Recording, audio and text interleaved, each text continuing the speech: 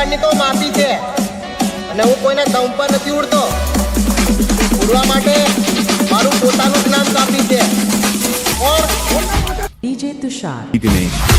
હું જેવા માર્કેટમાં આવવા એ વડીલા તો સામે સામેની ટક્કર થાય તો ખબર પડે કે કોણ કેટલા પાણીમાં છે. બાકી આ ઇન્સ્ટાની સ્ટોરી અને રીલમાં તો આજકાલ આ ચકલાઓ બી બાંધીને ફરે છે હો. એમ કઈ ડોમાં થોડા માર્કેટમાં આવે ભાઈ.